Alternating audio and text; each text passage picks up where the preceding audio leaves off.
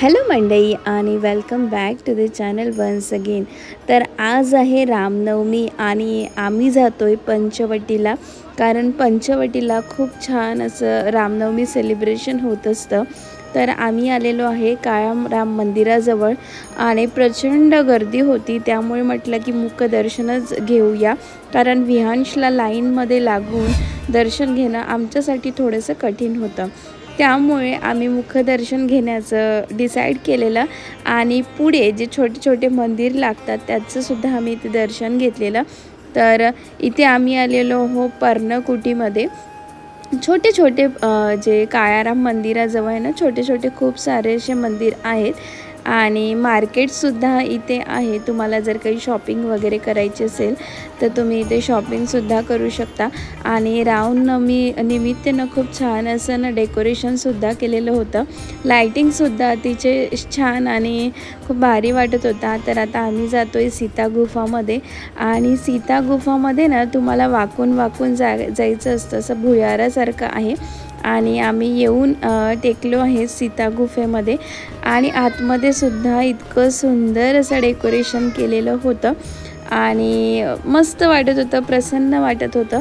त्यानंतर सीता गुफेमध्येच महादेवाचं छोटंसं मंदिर होतं, तिथे आलेलो आणि सीता गुफेच्या बाहेर पडल्यानंतर अतिशय सुंदर अशी राम सीतेची इथे रांगोळी काढलेली होती आणि एकदम सुंदर अशी ही रांगोळी काढलेली होती, छान वाटत होतं। आणि हे झाडांवरती सुद्धा जे लाइटिंग लावलेली होती ती सुद्धा सुंदर होती।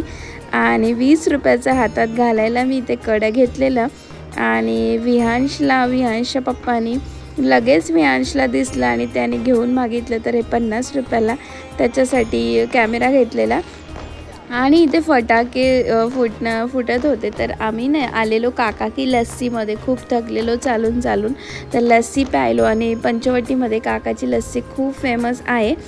असो, त्यानंतर आम्ही ह्या भिंगऱ्या बघितल्या, अतिशय लोभनीय ह्या भिंगऱ्या होत्या आणि बघताच म्हटलं की विहांश तुला हवी आहे का? विहांश तर नाही म्हणतच नाही, तर विहांशसाठी एक आम्ही इथे भिंगरी घेतलेली। आणि इथे ना असं सिटीवाला पोपट होता, सिटी वाजवली की त्याचा वरचा तुरा होता तो असा उंच व्हायचा। तर विहांश इथे खूप प्रयत्न करत होता पण त्याला तितकं जमत नव्हतं, पण असं प्रॅक्टिसनी जमून जाईल। आणि ही जी भिंगरी अतिशय सुंदर वाटत होती आणि छोट्या मुलांचे सुंदर सुंदर इथे अगदी कमी पैशामध्ये जे टॉईज होते अतिशय लोभनीय सुंदर होते। आणि त्यानंतर आम्ही पुढचा प्रवास स्टार्ट केलेला आणि जाता जाता आम्हाला स्वामीनारायण मंदिरामध्ये चालू दिसलेलं, ॲक्च्युली 9 वाजलेले।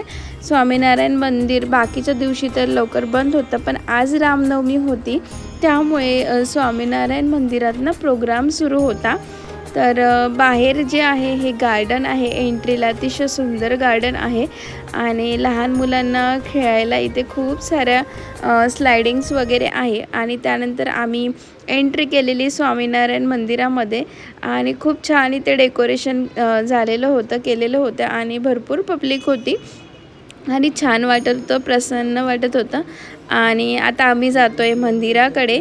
विहांशला सगळ्यात जास्त एक्साइटमेंट असते मंदिरात जाण्याची, आमच्यापेक्षा जास्त तो एक्साइटेड असतो। तर मंदिरसुद्धा अतिशय सुंदर वाटत होतं। तर याआधीसुद्धा आम्ही आलेलो आहे, पण आज आहे ना थोडंसं वेगळं वाटत होतं। रामनवमी असल्यामुळे इथलं जे वातावरण आहे इतकं प्रसन्न आणि इतकं पॉझिटिव्ह वाटत होतं की असं वाटत होतं की निघावंच नाही बाहेर, इथेच बसून राहावं।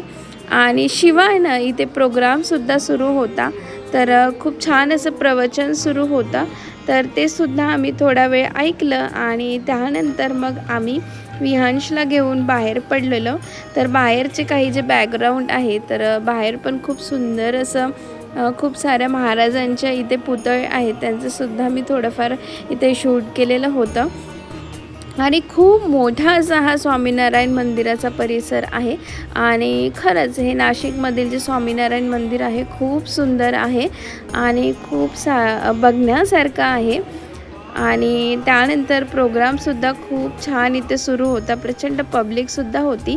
आणि ते जे लिहिलं आहे, मुझे पाना है तो अपने अंदर के इस 10 सिर वाले रावण को पार करना होगा, तर हे जे मॅटर लिहिलेलं होतं अतिशय अट्रॅक्टिव्ह आणि खूप त्याच्यामधून काहीतरी घेण्यासारखं होतं.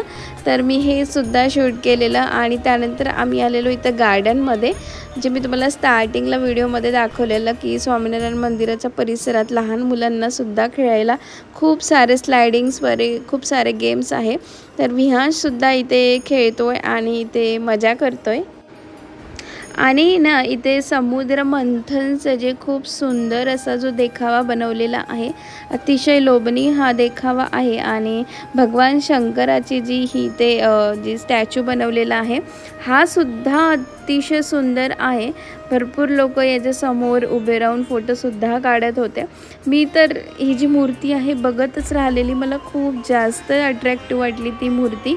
आणि त्यानंतर आम्ही आलेलो आहे नाशिक रोडला. नाशिक रोडला ना खूप मोठा रामनवमीचा प्रोग्राम होत असतो, DJ वगैरे भरपूर काही काही होत असतो. तर आम्हाला ॲक्च्युली लेट झालेलं, पण म्हटलं चला अटेंड करूया. तर खूप छान असं इथे प्रोग्राम सुरू होता, शेवटचा भाग होता.